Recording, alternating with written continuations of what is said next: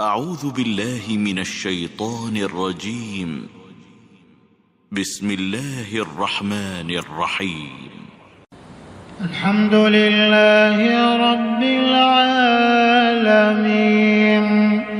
الرحمن الرحيم مالك يوم الدين إياك نعبد وإياك نستعين اهدنا الصراط المستقيم صراط الذين أنعمت عليهم غير المغضوب عليهم ولا الضالين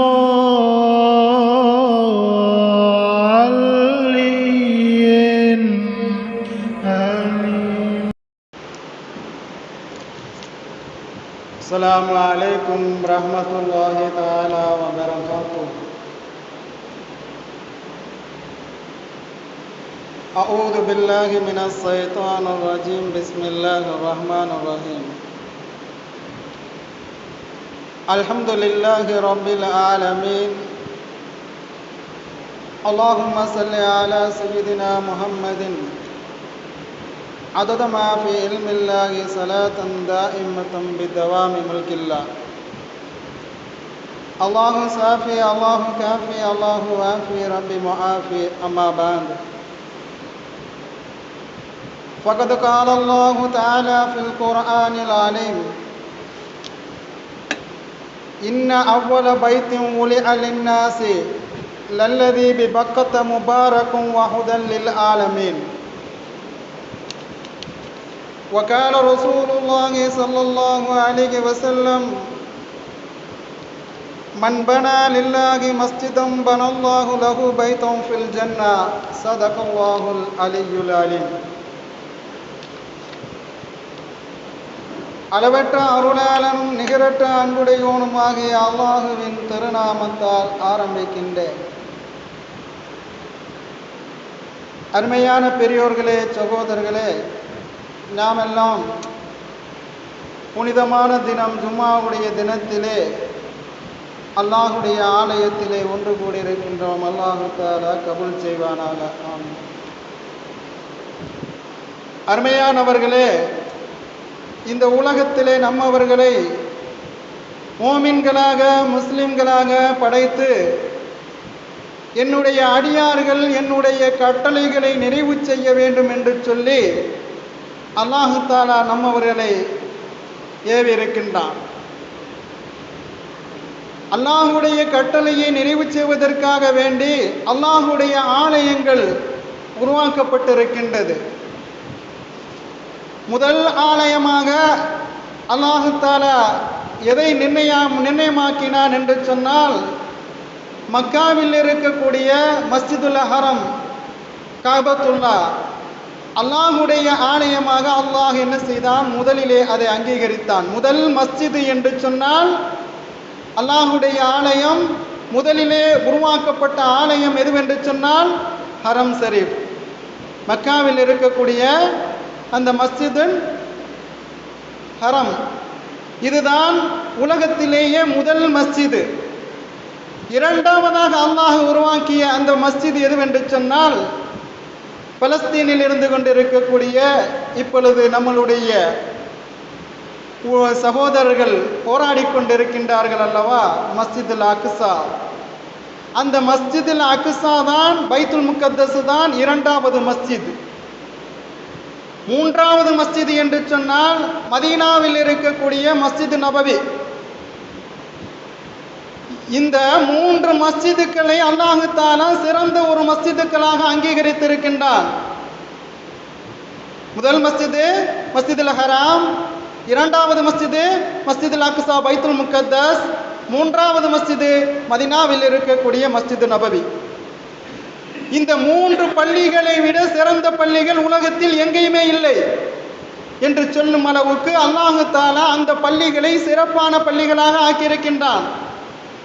அந்த பள்ளிகளிலே தொழுவதற்கு அல்லாஹு தஆலா பன்மடங்கான நன்மைகளை தருகின்றான். அதிகப்படியான தர்ஜாக்களை அல்லாஹ் என்ன செய்கின்றான்? உயர்த்துகின்றான். இப்ராஹிம் அலைஹிஸ்ஸலாத்து வஸ்ஸலாம் அன்னவர்கள் பாலைவனத்திலே, வறண்டு போன பாலைவனமாக இருந்த அந்த மக்கமா நகரத்திலே, மனிதர்களுடைய சஞ்சாரமே இல்லாத அந்த மக்கமா நகரத்திலே என்ன செய்தார்கள்? அல்லாஹ்வுடைய ஆலயத்தை அங்கே எழுப்பினார்கள். அதற்கு முன்பாக அந்த ஆலயம் அங்கேதான் இருந்தது. அது என்ன செய்யப்பட்டிருந்தது? அது அழிக்கப்பட்டதாக இருந்தது. அதை மீண்டும் உருவாக்கிய பணி யாருடைய கையிலே அல்லாஹ் கொடுத்தான்? ஹஜ்ரத் இப்ராஹிம் அலைஹிஸ்ஸலாத்து வஸ்ஸலாம் அன்னாருடைய கையிலே அல்லாஹ் கொடுத்தான். இப்ராஹிம் அலைஹிஸ்ஸலாத்து வஸ்ஸலாம் அன்னவர்கள் அந்த ஆலயத்தை உருவாக்கி, இஸ்மாயில் அலைஹிஸ்ஸலாத்து வஸ்ஸலாம் அன்னவர்களும் இப்ராஹிம் அலைஹிஸ்ஸலாத்து வஸ்ஸலாம் அன்னவர்களும் அந்த ஆலயத்தை உருவாக்கினார்கள். அந்த ஆலயத்தை உருவாக்கி முடிந்ததற்கு பிறகு, அந்த கட்டிட பணிகள் எல்லாம் முடிந்ததற்கு பிறகு இப்ராஹிம் அலைஹிஸ்ஸலாத்து வஸ்ஸலாம் அன்னவர்கள் அல்லாஹ்விடத்தில் பிரார்த்தனை செய்தார்கள். யா அல்லாஹ், உன்னுடைய கட்டளைக்கு இணங்க இந்த பள்ளியை நான் கட்டி முடித்து விட்டேன். இந்த பள்ளியை நான் கட்டி முடித்து விட்டேன் என்று அல்லாஹ்விடத்தில் சொல்லிவிட்டு அவர்கள் பிரார்த்தனை செய்தார்கள். ரப்பனா வபஅத் ஃபீஹிம் ரப்பனா வஜஅல்னா முஸ்லிமைனி லக. அல்லாஹ் சொல்லித் தருகின்றான், ரப்பனா வஜஅல்னா முஸ்லிமைனி லக, எங்களுடைய சந்ததிகளை முஸ்லிம்களாக ஆக்கிவை, வாழவை, எங்களை முஸ்லிம்களாக வாழவை, எங்களுடைய சந்ததிகளை முஸ்லிம்களாகவே இந்த உலகத்திலே பிறந்து அவர்களை ஈமான்தாரியாக வாழ செய். எங்களுடைய வாரிசிலே வரக்கூடியவர்கள் இணை வைக்கக்கூடியவர்களாக, குஃப்ரில் செல்லாதவர்களாக ஆக்கிவை என்று ஹஜ்ரத் இப்ராஹிம் அலைஹிஸ்ஸலாத்து வஸ்ஸலாம் அன்னவர்கள் பிரார்த்தனை செய்தார்கள். அல்லாஹ் தஆலா அந்த துஆவை உடனே அங்கீகரித்தான். பிறகு என்ன செய்தார்கள்? கொஞ்ச தூரம் நகண்டு வந்து ஒரு மலை குன்றின் மீது நின்றார்கள். சிறு ஒரு மலை குன்றின் மீது நின்றவாறு இப்ராஹிம் அலைஹிஸ்ஸலாத்து வஸ்ஸலாம் அன்னவர்கள் இரண்டாவதாக பிரார்த்தனை செய்தார்கள். ரப்பனா வபஅத் ஃபீஹிம் ரசூலா. யா அல்லாஹ், இந்த பள்ளியை நான் கட்டி முடித்து விட்டேன். இந்த பள்ளி உனக்கு உரியது, உன்னிடம் நான் ஒப்படைத்து விட்டேன். ஆனால் இந்த பள்ளிக்கு உரிய இமாம் தேவை. பள்ளிவாசல் என்று சொன்னா அங்க பள்ளிக்கு இமாம் தேவை, அங்க பிலால் தேவை. 2 பேர் இருந்தால் தான் பள்ளிகளை என்ன செய்யலாம்? நிர்வகிக்கலாம். நிர்வாகத்தில் உள்ளவர்களும் தேவை, இமாம்களும் தேவை, பிலால்களும் தேவை. அப்பதான் பள்ளிவாசல் என்ன செய்யும்? இயங்கும். அதே போன்று இப்ராஹிம் அலைஹிஸ்ஸலாத்து வஸ்ஸலாம் அன்னவர்கள் அங்கே அல்லாஹ்விடத்தில் கேட்கின்றார்கள், யா அல்லாஹ், இந்த பள்ளியை நான் கட்டி முடித்து விட்டேன். இந்த பள்ளியில் என்னுடைய சந்ததிகளில் வரக்கூடியவர்கள் எல்லாம் முஸ்லிம்களாக வர வேண்டும், அவர்கள் இணை வைக்கக்கூடியவர்களாக ஆகிவிடக் கூடாது என்று அல்லாஹ்விடத்தில் பிரார்த்தனை செய்துவிட்டு அந்த சிறு மலை குன்றின் மீது நின்று கேட்கின்றார்கள், ரப்பனா வபஅத் ஃபீஹிம் ரசூலா. யா அல்லாஹ், இந்த ஊருக்கு ஒரு ரசூலை நீ அனுப்புவாயாக, ஒரு நபியை இந்த ஊருக்கு நீ அனுப்புவாயாக என்று இப்ராஹிம் அலைஹிஸ்ஸலாத்து வஸ்ஸலாம் அன்னவர்கள் பிரார்த்தனை செய்தார்கள். என்னுடைய சந்ததியில் நின்று ஒரு ரசூலை நீ அனுப்பு, என்னுடைய சந்ததியில் நின்று ஒரு நபியை அனுப்பு என்று இப்ராஹிம் அலைஹிஸ்ஸலாத்து வஸ்ஸலாம் அன்னவர்கள் 5000 ஆண்டுகளுக்கு முன்பாக அவர்கள் பிரார்த்தனை செய்தார்கள். அல்லாஹ் தஆலா என்ன செய்தான்? உடனே அந்த துஆவை அங்கீகரித்தான். கடைசியாக ஹாத்தமுன் நபியி, இறுதி நபியாக பெருமானார் ரசூலுல்லாஹி ஸல்லல்லாஹு அலைஹி வஸல்லம் அன்னவர்களை இப்ராஹிம் அலைஹிஸ்ஸலாத்து வஸ்ஸலாம் அன்னவர்களுடைய பாரம்பரியத்திலே, அவர்களுடைய வாரிசிலே அல்லாஹ் வர வைத்தான். பெருமானார் ஸல்லல்லாஹு அலைஹி வஸல்லம் அன்னவர்கள் வந்து இந்த ஏகத்துவத்தை எடுத்து மக்கள் மத்தியில் என்ன செய்தார்கள்? எடுத்து பிரச்சாரம் செய்தார்கள். ஆக முதல் ஆலயமாக திகழ்ந்தது மக்காவில் இருக்கக்கூடிய ஹரம் ஷரீப். இரண்டாவது ஆலயமாக திகழ்ந்தது பைத்துல் முக்கத்தஸ், ஜெருசலத்தில் இருக்கக்கூடிய, பலஸ்தீனில் இருக்கக்கூடிய பைத்துல் முக்கத்தஸ். இந்த பள்ளிகளில் எல்லாம் நாம் தொழுகும் பொழுது அல்லாஹ் தஆலா அதிகப்படியான நன்மைகளை தர காத்து கொண்டிருக்கின்றார். எந்த மலை குன்றில் மீது நின்று இப்ராஹிம் அலைஹிஸ்ஸலாத்து வஸ்ஸலாம் அன்னவர்கள் பிரார்த்தனை செய்தார்களோ அந்த மலை குன்றின் மீது அல்லாஹ் என்ன செய்து விட்டான்? அவர்களுடைய கால் பாதத்தை பதிய வைத்தான். இன்றைக்கு மக்காவுக்கு சென்று வந்த ஹாஜிமார்களுக்கு தெரியும், அங்கே மக்காமு இப்ராஹிம் என்று சொல்லக்கூடிய ஒரு இடம் இருக்கின்றது. நம்ம போட்டோவில் பார்க்கும்போது ஒரு கூண்டு மாதிரி ஒரு வடிவத்தில் இருக்கும், தங்க கூண்டுல இருக்கும். அதிலே என்ன இருக்கிறது என்று சொன்னால், இப்ராஹிம் அலைஹிஸ்ஸலாத்து வஸலாம் அன்னவர்கள் எந்த மலைக்குன்றின் மீது நின்று பிரார்த்தனை செய்தார்களோ அந்த மலைக்குன்றை அல்லாஹ் என்ன செய்து விட்டான், இப்ராஹிம் அலைஹிஸ்ஸலாத்து வஸலாம் அன்னவர்களுடைய கால்பாதத்தை பதிய வைத்து விட்டான். அவர்களுடைய கால்பாதம் மக்காமே இப்ராஹிம் என்று சொல்லக்கூடிய அந்த மலைக்குன்று மீது பதியப்பட்டு இருக்கின்றது. ஆக சிறந்த மஸ்ஜிதுகள் என்று சொல்லக்கூடிய இடத்திலே 3 மஸ்ஜிதுகளை அல்லாஹ் தந்திருக்கின்றான். அந்த 3 மஸ்ஜிதுகளும் சிறந்த ஒன்று. இந்த இடத்துல நாம் என்ன செய்யணும் என்றால், மஸ்ஜிதுகள் இந்த பூலோகத்திலே உருவாக்கப்படுகிறது என்று சொன்னால், பள்ளிவாசல்கள் இந்த பூலோகத்திலே அது உருவாக்கப்படுகிறது என்று சொன்னால், அது அல்லாஹுடைய இல்லம், அல்லாஹுடைய ஆலயம், அல்லாஹுடைய ஒரு இல்லம் பூமியிலே இருக்குது என்று சொன்னால் அது மஸ்ஜிதாக இருக்கிறது என்று நபிகள் பெருமானார் ரசூலுல்லாஹி ஸல்லல்லாஹு அலைஹி வஸல்லம் அவர்கள் சொல்லித் தந்தார்கள். இரண்டாவதாக சொல்லித் தரும் பொழுது, அல்லாஹுவை திக்ர் செய்யக்கூடிய அடியார்கள் எந்த இடத்திலே இருக்கின்றார்களோ அது சொர்க்கத்தின் பூங்காவனமாக இருக்கிறது என்று பெருமானார் ரசூலுல்லாஹி ஸல்லல்லாஹு அலைஹி வஸல்லம் சொல்லித் தந்தார்கள். ஆக அருமையான பெரியவர்களே, சகோதரர்களே, உன்னதமான ஒரு ஸ்தலம் எது? அல்லாஹுடைய ஆலயம், மஸ்ஜிதுக்கள். இந்த மஸ்ஜிதுக்கள் இன்றைக்கு நம்மளுடைய நாட்டிலே என்ன சூழலுக்கு ஆளாக்கப்பட்டிருக்கின்றோம்? நாம் முஸ்லிம்களாக இருக்கக்கூடிய நாம், பாரம்பரியர்களாக முஸ்லிம்களாகவே நாம் இருந்து கொண்டு இருக்கின்றோம். ஏதோ ஒரு காலகட்டத்திலே நம்முடைய ஏதோ முந்தின தலைமுறையில ஒரு நபர் இந்து சகோதரராக இருந்திருப்பார், இல்லது ஒரு கிறிஸ்துவ மதத்தில் இருந்திருப்பார், இப்படி வேற மதத்தில் இருந்திருப்பார். அன்றைக்கு அவர்கள் இஸ்லாத்தின் பக்கம் வந்ததின் காரணத்தால் இன்றைக்கு நாம் மூமின்களாக முஸ்லிம்களாக வாழ்ந்து கொண்டிருக்கின்றோம். இந்த இஸ்லாம் எங்கேயே இருந்து வந்த மார்க்கம் அல்ல. உலகத்துக்கு முதல் மனிதராக வந்த ஹஜ்ரத் ஆதம் அலைஹிஸ்ஸலாத்து வஸலாம் அன்னவர்கள் தொடுத்து இறுதியாக வந்த கண்மணி நாயகம் ரசூலுல்லாஹி ஸல்லல்லாஹு அலைஹி வஸல்லம் அன்னவர்கள் வரைக்கும் போதிக்கப்படக்கூடிய ஒரு மார்க்கம் இஸ்லாமிய மார்க்கம். உலகத்திலே எத்தனை நபிமார்கள் வந்தார்களோ அந்த எல்லா நபிமார்களும் ஒரே ஏகத்துவத்தை எடுத்து சொன்னார்கள். லா இலாஹ இல்லல்லாஹு ஆதம் சஃபியுல்லாஹ், லா இலாஹ இல்லல்லாஹு முஹம்மதுர் ரசூலுல்லாஹ், லா இலாஹ இல்லல்லாஹு ஈசா ரூஹுல்லாஹ். இப்படி எந்தெந்த நபிமார்கள் எல்லாம் உலகத்துக்கு வந்தார்களோ அந்த எல்லா நபிமார்களும் ஒரே ஒரு கொள்கையை போதித்தார்கள். லா இலாஹ இல்லல்லாஹு முஹம்மதுர் என்ற அந்த கலிமாவை போதித்தார்கள். அப்ப இன்றைக்கு வேற வேற மார்க்கங்கள் எல்லாம் வந்து கிடக்கின்றது. இதுவெல்லாம் என்ன? இதுவெல்லாம் நம்மளால் மனிதர்களால் சிதைக்கப்பட்டு விட்டது. 4 வேதங்கள் கொடுக்கப்பட்டது. அந்த 4 வேதங்களிலே மனிதர்களுடைய கைகள் படாமல் சிதைக்கப்படாமல் அல்லாஹுவால் பாதுகாக்கப்படக்கூடிய ஒரு வேதம் இருக்கிறது என்று சொன்னால் அது குர்ஆன் என்பதை நாம் புரிந்து கொள்ள வேண்டும்.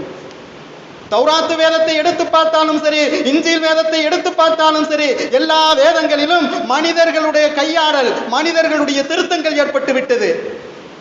மனிதர்களுடைய திருத்தம் ஏற்படாத வேதமாக இருந்தால் நாம் முஸ்லிம்களாக இருக்கக்கூடிய நாம் அதை வரவேற்கின்றோம். மூசா அலைஹிஸ்ஸலாத்து வஸலாம் அன்னவர்களுக்கு கொடுக்கப்பட்ட அந்த வேதம் தௌராத்து வேதம் இருக்கின்றது, இன்றைக்கு சிதைக்கப்பட்டு விட்டது. யூதர்களுடைய அந்த கையில இருக்கக்கூடிய அந்த கிரந்தங்கள் அல்லாஹுவால் அருளப்பட்ட முழுமையான கிதாப் வேதம் இல்லை.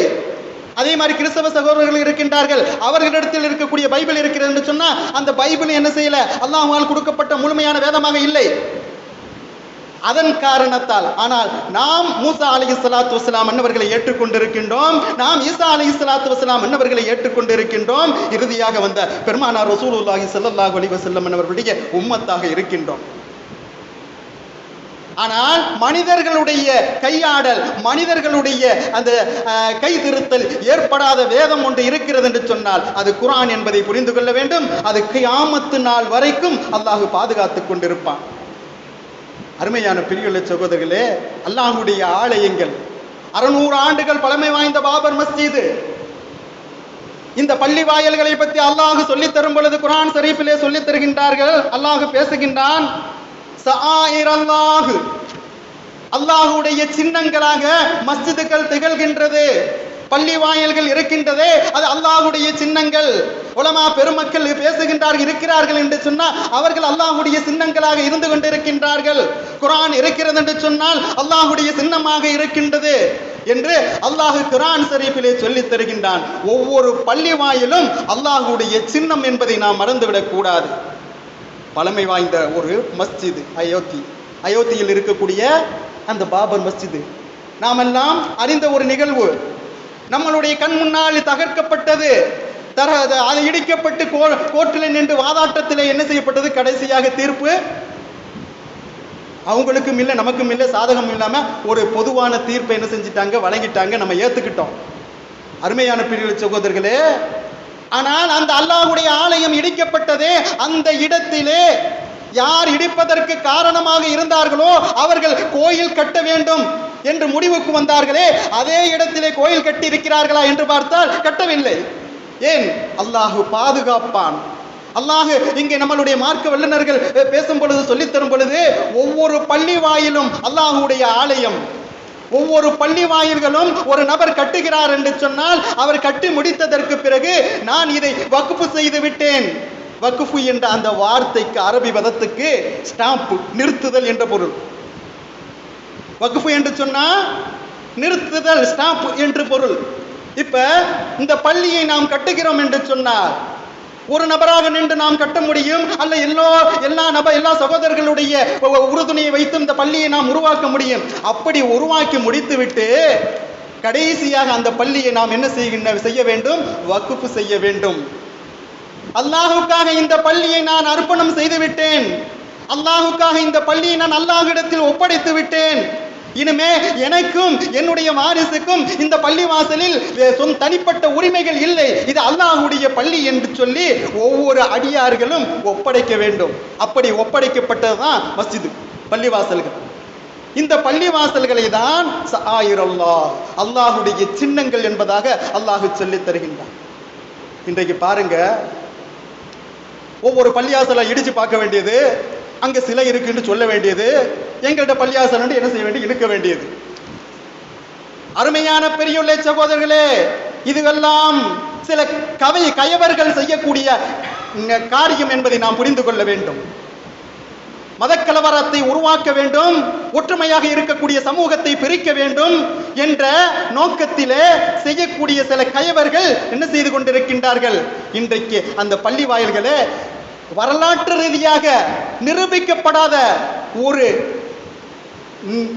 நீதிகளை கோர்ட்டு என்ன செய்கின்றது? நீதிபதிகள் வழங்குகின்றார்கள். வரலாற்று ரீதியாக பார்க்கும் பொழுது அங்கு கோயில்கள் இல்லை. நம்மளுடைய அந்த அவர்கள் இஸ்லாமிய மன்னர்கள் ஆட்சி செய்தார்கள். ஆட்சி அவர்கள் செய்யும் பொழுது அவர்கள் மதத்துக்காக மத துவேஷத்தை வைத்து அவர்கள் ஆட்சி செய்யவில்லை. 600 ஆண்டுகள் இஸ்லாமிய ஆட்சி செய்தார்கள் என்று சொன்னால் இந்துக்களும் முஸ்லிம்களும் ஒன்றாக இருக்க வேண்டும், இந்த நாட்டிலே சமத்துவமாக வாழ வேண்டும் என்று சமத்துவத்தை போதித்து அவர்கள் ஆட்சி பீடத்திலே 600 ஆண்டுகள் ஆட்சி செய்தார்கள். ஆனால் இன்றைக்கு பாருங்க, அக்பருடைய ஆட்சி என்ன, அவருடைய காலகட்டத்தில் சில பள்ளிவாசல் அபகரிக்கப்பட்டது, சில கோயில்கள் அபகரிக்கப்பட்டது, இதெல்லாம் வரலாற்றில் சொல்றாங்க. ஆனா எந்த ஆட்சியை அவர்கள் குறை சொல்லுகின்றார்களோ அந்த ஆட்சியாளர்களுடைய வரலாற்றை எடுத்து பார்க்கும் பொழுது அவர்கள் கோயிலை கட்டி கொடுத்திருக்கின்றார்கள், சர்ச்சைகளை உருவாக்கி கொடுத்திருக்கின்றார்கள். பள்ளிவாசலுக்கு என்று அவர்கள் நிலங்களை எடுத்து, அதாவது இந்த நாட்டிலே இருக்கக்கூடிய மாற்று மத சகோதரர்களுடைய ஒத்துமையுடன் அந்த இடங்களை எடுத்து பள்ளிவாசலை கட்டி இருக்கின்றார்கள். இப்படிப்பட்ட செய்திகள் எல்லாம் வரலாற்றிலே பதியப்பட்டிருக்கின்றது. அந்த வரலாறை எல்லாம் இன்னைக்கு இல்லாமல் ஆக்க வேண்டும் என்று நினைத்து கொண்டு சில கயவர்கள் என்ன செய்து கொண்டிருக்கின்றார்கள்? நாட்டுடைய அந்த ஒற்றுமையை துண்டாடி கொண்டிருக்கின்றார்கள். அருமையான பெரியுள்ள சகோதரர்களே, பெருமானார் ரசூலுல்லாஹி ஸல்லல்லாஹு அலைஹி வஸல்லம் அன்னவர்கள் வந்தார்கள் என்று சொன்னால், பெருமானார் ஸல்லல்லாஹு அலைஹி வஸல்லம் அன்னவர்கள் அரபியத்துக்கு மட்டும் வரவில்லை, ரஹ்மத்துல்லில் ஆலமீன், அகிலத்துக்கே அருள்படையாக, மனித சமுதாயத்துக்கு அருள்படையாக பெருமானார் ரசூலுல்லாஹி ஸல்லல்லாஹு அலைஹி வஸல்லம் அன்னவர்களை அல்லாஹ் அனுப்பியிருக்கின்றான்.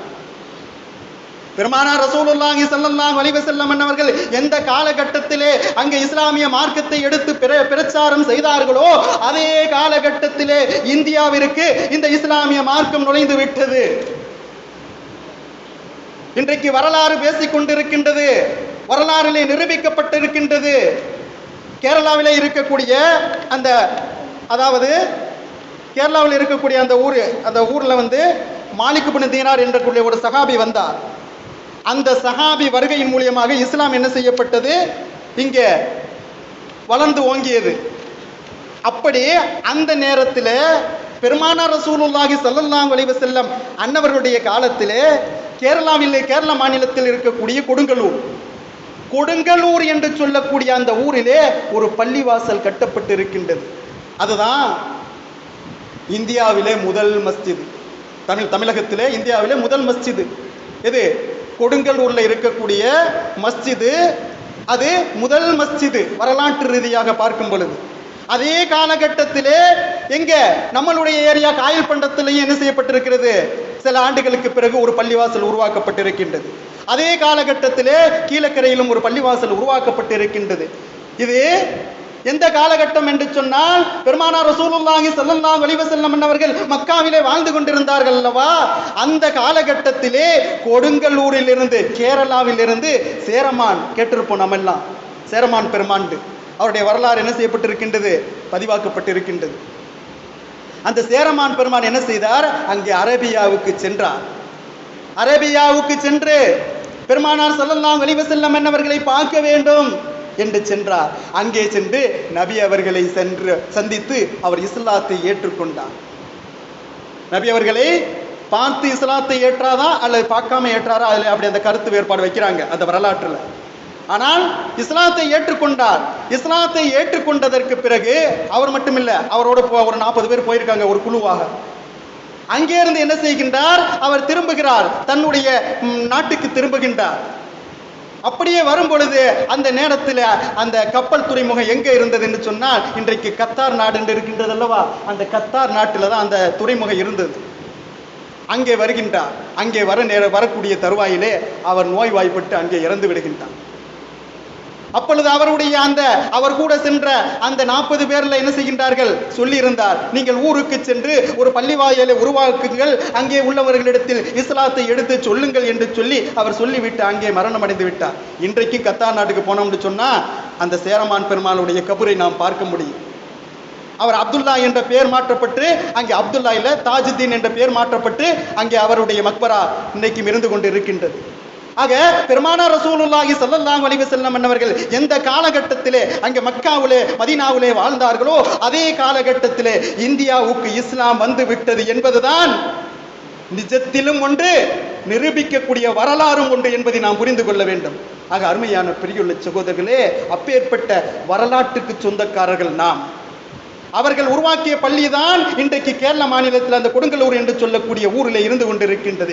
இப்படி பழமை வாய்ந்த பள்ளி வாயில்களை எல்லாம் அவர்கள் குறி வைத்துக் கொண்டு இஸ்லாமிய சின்னங்களாக இருக்கக்கூடியதெல்லாம் நாம் அழிக்க வேண்டும் என்று சொல்லி முடிவெடுத்துக் கொண்டு இன்றைக்கு அழித்துக் கொண்டிருக்கின்றார்கள். ஆக அவர்கள் அழித்தாலும் வரலாற்று ரீதியாக பார்க்கும் பொழுது அந்த இடத்தில் அவர்கள் வேறு கோயில்களை உருவாக்க முடியாது, வேறு இடங்களை உருவாக்க முடியாது. ஏனென்று சொன்னால் அல்லாஹ் நிர்ணயம் பண்ணிவிட்டான், இஸ்லாமிய மார்க்கம் கியாமத்துடைய நாள் வரைக்கும் இருக்கும். எந்த இடத்திலே கஅபா இருக்கிறது என்று சொன்னால் உலகத்திலே நடு மையமாக இருக்கக்கூடிய ஒரு இடத்திலே தான், ஒரு பூமியில் தான் காபத்துல்லா இருக்கின்றது.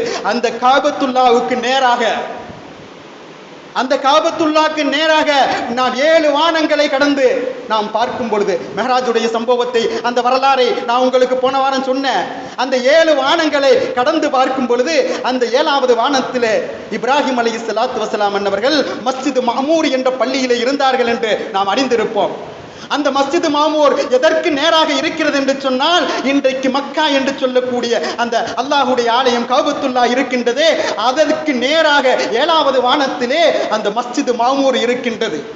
உலகத்திலே இந்த பூமியிலே எங்கெல்லாம் மஸ்ஜிதுகள் உருவாக்கப்பட்டதோ அந்த மஸ்ஜிதுகள் எல்லாம் இறுதி நாளிலே, அந்த கியாமத்துடைய நாளிலே இந்த மஸ்ஜிதுகள் எல்லாம் உயர்த்தப்படும். எங்கே உயர்த்தப்படும்? அந்த மஸ்ஜித் மாமூர் என்று சொல்லக்கூடிய அந்த 7வது வானத்திலே இப்ராஹிம் அலைஹிஸ்ஸலாத்து வஸலாம் அவர்கள் இருந்தார்கள் அல்லவா, அந்த மஸ்ஜிதின் அளவிலே இந்த உலகத்தில் இருக்கக்கூடிய எல்லா மஸ்ஜிதுகளும் உயர்த்தப்படும் என்பதை நபிகள் பெருமானார் ரசூலுல்லாஹி ஸல்லல்லாஹு அலைஹி வஸல்லம் அவர்கள் சொல்லித் தந்தார்கள்.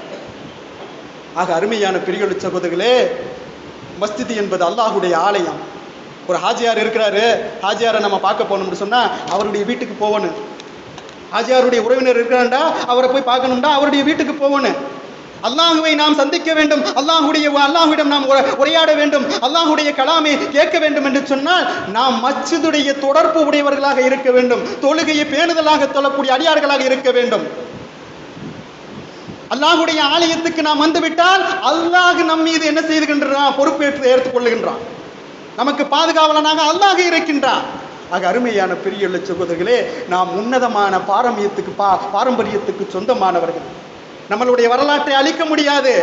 இன்றைக்கு பாபர் மஸ்ஜித் இடிக்கப்பட்டது, நாளைக்கு தாஜ்மஹால் இடிக்கப்படலாம். இன்றைக்கு இப்ப உள்ள செய்தி என்னன்னு சொன்னா, மீடியாக்கள்ல கீழக்கரையில ஒரு இந்த பள்ளி இருக்குது, சதகத்துல்லா பள்ளின்ட்டு, ஒரு ஜும்மா பள்ளி.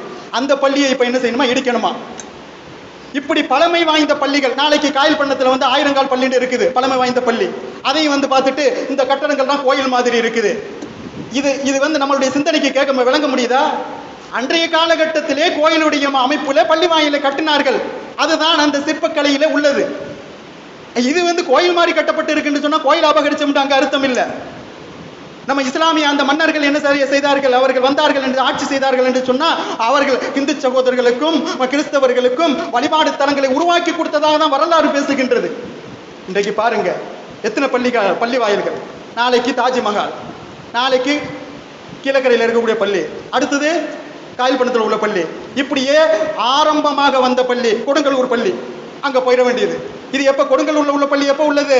வரலாற்று ரீதியாக நபிகள் பெருமானார் ரசூலுல்லாஹி ஸல்லல்லாஹு அலைஹி வஸல்லம் அன்னவர்களுடைய காலகட்டத்திலேயே உருவாக்கப்பட்ட பள்ளி என்பதை நாம் நினைவில் வைத்துக் கொள்ள வேண்டும். அருமையான பெரியவர்களே சகோதரர்களே, இதுவெல்லாம் நாம் நம்மளுடைய எதிர்ப்பை நாம் என்ன செய்ய வேண்டும், வெளிப்படுத்த வேண்டும். அதுதான் நம்மளுடைய ஈமானுடைய அடையாளம் என்பதை புரிந்து கொள்ள வேண்டும்.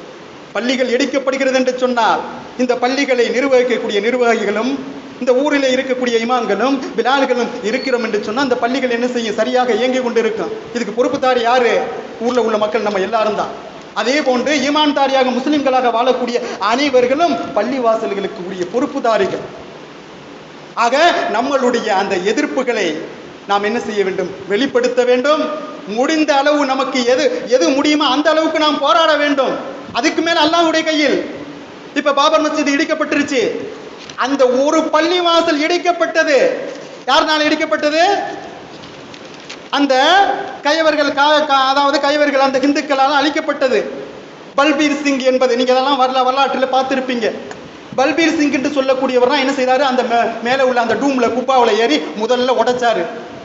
அந்த பல்பீர் சிங்கு ஒரு பள்ளி வாசலை இடித்து விட்டு இன்னைக்கு சில ஆண்டுகளுக்கு ஒரு 3-4 ஆண்டுகளுக்கு முன்னாடி இறந்து விட்டார், 80 சொச்சம் வயசுல. அவருடைய அந்த நிகழ்வுக்கு பிறகு, பாபர் மஸ்ஜிதை இடித்ததற்கு பிறகு அவர் என்ன சபதம் எடுத்தார் என்று சொன்னால், 100 பள்ளி வாசலை நான் கட்ட வேண்டும் என்று அவர் சபதம் எடுத்தார். அந்த பணியில் இறங்கினார். அல்ஹம்துலில்லாஹ். பாருங்க, அல்லாஹ் மிகப்பெரியவன். 90 பள்ளி வாசலை அவர் கட்டி முடித்து விட்டார். கடைசியாக அவர் சொன்ன வாக்கிலே 10 பள்ளி வாசல் மீதம். பாருங்க, மாட்டு மதத்தில் இருந்து வந்த ஒரு சகோதரர் ஈமானை எந்த அளவுக்கு அவர் விளங்கியிருக்கிறார், ஈமானிலே எந்த அளவுக்கு உறுதிமிக்கவராக இருந்தார். இன்றைக்கு நாம் நஷ்டவாளி அல்ல. ஒரு பள்ளிவாசல் இடிக்கப்பட்டாலும் இன்னைக்கு 90 பள்ளிவாசல் உருவாக்கப்பட்டிருக்கிறது என்பதை நாம் நினைவில் வைக்க வேண்டும். அல்லாஹ் பள்ளிகளை பாதுகாக்கக்கூடியவனாக இருக்கின்றான். அதில் எந்த வேறு மாற்று கருத்தும் இல்லை. இந்த உலகத்திலே இருக்கக்கூடிய எல்லா பள்ளிகளிலும் உலகத்திலே அழிக்கப்படக்கூடிய நேரத்திலே அது எங்கே உயர்த்தப்படுகிறது என்று சொன்னால், அந்த மஸ்ஜித் மாமூர் என்று சொல்லக்கூடிய பள்ளிவாசலுக்கு உயர்த்தப்படுகிறது என்ற செய்தியை முஹத்திஸீன்கள் நமக்கு சொல்லித் தருகின்றார். ஆக அருமையான பெரிய சகோதரர்களே, நம்மளால் முடிந்த அந்த எதிர்ப்புகளை நாம் என்ன செய்ய வேண்டும், ஒன்றித்து. நம்மளுக்குள்ள இருக்கிற ஒற்றுமை இன்னைக்கு பிரிஞ்சு போய் கிடக்குது, இயக்க வாரியாக பிரிஞ்சு கிடக்கின்றோம். ஆனா சில காரியங்களை நாம் என்ன செய்யணும், ஒற்றுமையாக இருக்க வேண்டும். ஒற்றுமையில் நாம் செயல்பட்டால் தான் நாம் நம்மளை பாதுகாத்துக் கொள்ள முடியும் என்பதை குர்ஆன் சொல்லித் தருகின்றது. ஆக அருமையான பெரிய சகோதரர்களே, இந்த பள்ளி வாசல்கள் எல்லாம் இப்படி பறிபோய் கொண்டிருக்கின்றது. என்ன, இப்படி நிலைமைகள் ஏற்படக்கூடாது என்று மேலிடத்துக்கு தெரிவிக்கும் விதமாக சில ஆர்ப்பாட்டங்களை நடத்த வேண்டும். மேலிடத்துக்கு நம்ம கொண்டு போக வேண்டும். அதோடு மட்டும் இருந்துடக்கூடாது. நமக்கு என்னென்ன முடியுமா தான் எடுக்கணும். நம்ம என்ன செஞ்சிடறோம், ஆர்ப்பாட்டம் பண்றோம், போராடுறோம், போய் உட்கார்ந்துரும். அப்படி இருக்கக்கூடாது. நம்ம மேல இருக்கக்கூடிய தலைவர்கள் ஒன்றிச்சு ஒரு கோஷமாக நாம் நிற்கும் பொழுது எதிலும் நாம் சாதிக்க முடியும். நான் தெரிஞ்ச விஷயத்தை ஞாபகப்படுத்துறேன். நம்மகிட்ட ஒற்றுமையின்மை இல்லாததின் காரணத்தாலே இன்னைக்கு பலம் இழந்தவர்களாக இருந்து கொண்டிருக்கின்றோம். நம்மிடத்தில் ஜமாத்து ஒற்றுமை, குடும்ப ஒற்றுமை, முஸ்லிம் என்ற ஒற்றுமை இருக்கும் பட்சத்திலே இந்த நாட்டை திருப்பி வரலாறு எழுதலாம் என்பதை நாம் புரிந்து கொள்ள வேண்டும். 600 ஆண்டுகள் இஸ்லாமியர்கள் ஆட்சி பீடத்தில் இருந்தார்கள் என்று சொன்னால் இன்றைக்கு ஏன் அந்த ஆட்சி தவறி போனது? அந்த ஆட்சி திருப்பி வர வேண்டும் என்று சொன்னால் இந்த ஒற்றுமை நம்மிடத்தில் வரும் பட்சத்திலே நிச்சயமாக அந்த ஆட்சி நம்மிடத்தில் திரும்பி வரும். இதுதான் வரலாறு பேசிக்கொண்டிருக்கின்றது. ஆக கியாமத்துடைய நாளிலே இஸ்லாம் தான் நிற்கும் என்பதில் எந்தவித மாற்று கருத்தும் இல்லை.